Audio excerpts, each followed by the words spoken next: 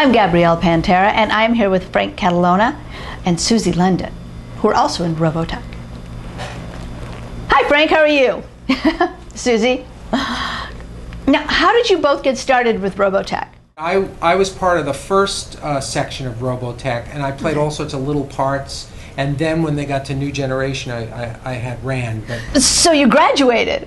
Yes.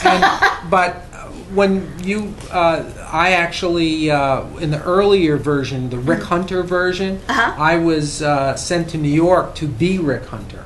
Oh, wow. In costume. Suzy, what about you?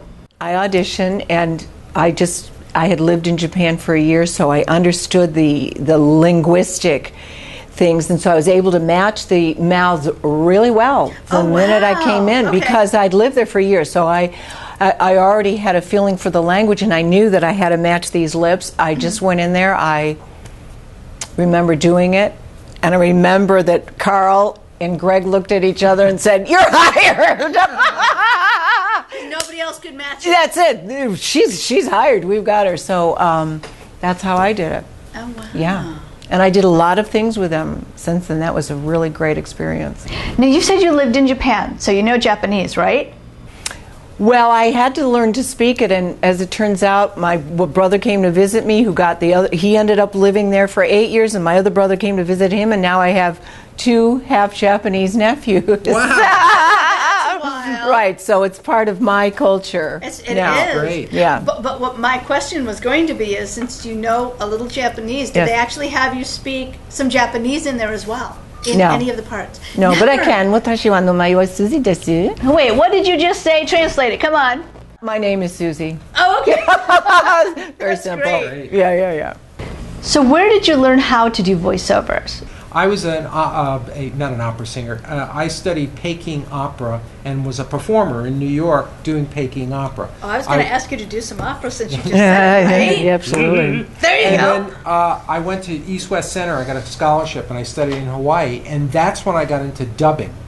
And I did a series called Ultra 7, Mazinga Z, and I wrote them. So you would get lines. The companies in Japan would say, we wrote the scripts. And then you'd get this thing saying, "Hey, buddy, I beat you to many pulps." You know. And so, rewrite the script. So we started out as writers, then doing the voice, and you learn the sync. You learn it because you're just doing it 8 hours a day. How about you? Well, for me, being a singer, you have a certain rhythm, a certain timing that was really good. I had an MFA in theater, and I did not know that. Yeah, From where?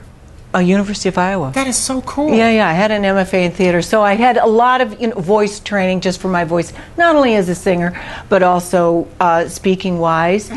And I just had timing, and I'll tell you, I really think that the first voiceover I ever did was Rook Bartley. Wow. I did a lot after that, but I think the first one I did, and I just went in there and I went, I can do this, and boom, I did it.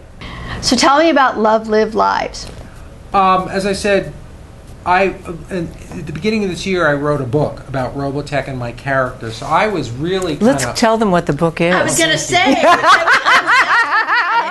She's good. The name of the book is Rand Unwrapped: The Confessions of a Robotech Warrior. It's available worldwide. Oh, I love it. Amazon, every place. And I wanted to write a story about my character and how I integrated a lot of my personal stuff in the character. So I did a lot of research. So I was like right there when I got the call for this. So I had done it. And then so when I went in, I was really up to speed, but it was really cool having the voices of my colleagues and my new voices, not the same lines, new lines. Yeah, new lines. And just revisiting that whole process and seeing everybody was very magical for me. The synchronicity and the compatibility that had been there for me to, because we did this for like 5 years straight. We did a lot. Right. Never an issue, never a problem, never an upset. And we just fell right back into line. Thank you guys so much. This has been great fun.